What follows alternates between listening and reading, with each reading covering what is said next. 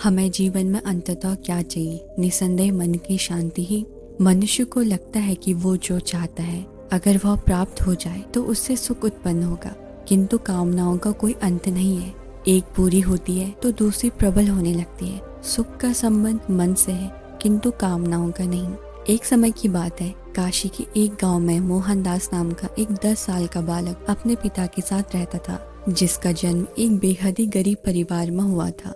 मोहनदास जब 5 साल का था तब उसकी माता किसी गंभीर बीमारी के चलते और पैसों की कमी होने के कारण चल बसी थी। मोहनदास के पिता ठाकुरों के खेत में मजदूरी किया करते थे, जिससे मिलने वाले पैसों से मुश्किल से ही उनके घर का खर्च चल पाता था।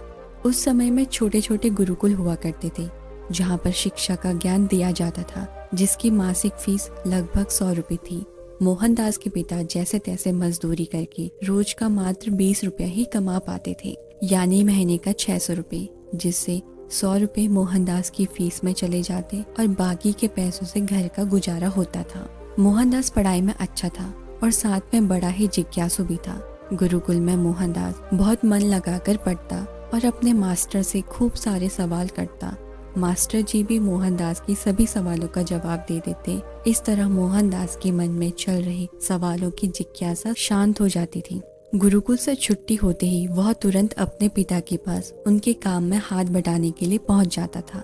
धीरे धीरे ऐसा ही समय बीतता गया और ठीक 6 साल बाद मोहनदास और उसके पिता की जिंदगी में फिर से दुखों ने दस्तक दे दी। मोहनदास जब 16 साल का हुआ तब उसके पिता बीमार पड़ने लगे। अब उनमें मजदूरी करने की ताकत नहीं थी। पैसे न होने की वजह से मोहनदास का गुरुकुल भी छूट चुका था। इस तरह मोहनदास 7 साल की उम्र से 16 साल की उम्र तक ही गुरुकुल में शिक्षा हासिल कर पाया। मोहनदास अपने पिता को लेकर बहुत परेशान था, क्योंकि मोहनदास के पास अपने पिता का इलाज कराने के लिए अब पैसे नहीं थे। जैसे कि मोहनदास बड़ा ही जिज्ञासु बालक था, जिस वजह से वह किसी भी अमीर इंसान को देखता तो अपनी जिंदगी के बारे में सोचने लग जाता। इन सब हालतों के चलते मोहनदास के दिमाग पर ऐसा असर हुआ कि वह मजदूरी करने लगा। मोहनदास वो हर संभव प्रयास करने लगा जिससे उसके पास धन आए और वो अपने पिता की बीमारी का उपचार करवा सके। मोहनदास ने दिन रात मेहनत की और अपने पिता का उपचार करवाया और अब मोहनदास के पिता की हालत सुधरने लगी थी और देखते ही देखते पिताजी का स्वास्थ्य ठीक भी हो गया। मोहनदास के पिता उसकी मेहनत से बहुत खुश थे। मोहनदास के पास अब इतना धन हो चुका था कि मोहनदास ने एक खेत और 2 गायें खरीद ली थी। जिन हालातों के चलते मोहनदास ने यह कदम उठाए थे, आज उसी की बदौलत मोहनदास के पास खूब धन था, जिससे उसकी जिंदगी की लगभग सब जरूरतें पूरी हो जाती थी। मोहनदास जिज्ञासु होने की वजह से बड़े बड़े धनवान लोगों की जिंदगी के बारे में जानने लगा, जिसका असर मोहनदास के दिमाग पर यह हुआ कि उसकी मानसिकता अब यह बन चुकी थी कि अब धन ही सब कुछ है।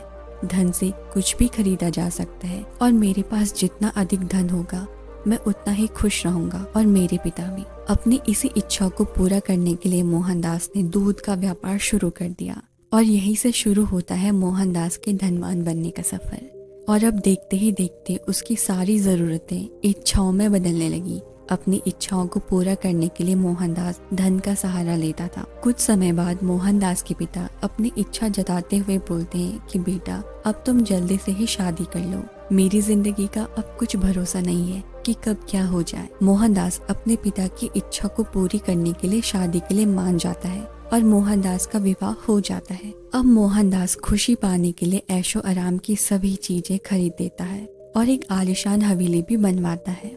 पर एक दिन ऐसा भी आया कि उसके पास सब कुछ होने के बावजूद भी वह दुखी सा रहने लगा, क्योंकि उसका मन संतुष्ट नहीं होता था। जहाँ एक तरफ उसकी इच्छाएं जो खत्म होने का नाम ही नहीं ले रही थी, तो दूसरी तरफ मोहनदास का मन कभी भी कहीं नहीं लगता था। वह अब परेशान रहने लगा। मोहनदास की हालत पागलों जैसे होने लगी थी।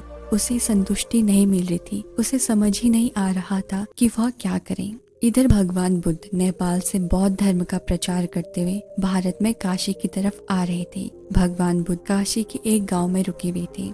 जब मोहनदास को इस बात का पता चलता है तो वह भगवान बुद्ध के पास पहुंच जाता है। उस समय भगवान बुद्ध अपने अनुयायियों को प्रवचन सुना रहे होते हैं। इतने में मोहनदास बुद्ध के पास रोते हुए पहुंचता है और बोलता है कि मैं इस जिंदगी से बहुत परेशान हो चुका हूँ। हे बुद्ध, मैंने जीवन में खूब धन कमाया ताकि अपने सुकून के लिए कुछ भी खरीद सकूं, और मुसीबत के समय मेरा यह धन मेरे बहुत काम आया था। इनसे मैंने अपनी हर सुख सुविधाएं की वस्तुएं खरीदी जिनसे मुझे बहुत खुशी भी मिली। लेकिन ऐसी क्या वजह है कि जो मेरा मन अब संतुष्ट नहीं हो रहा है?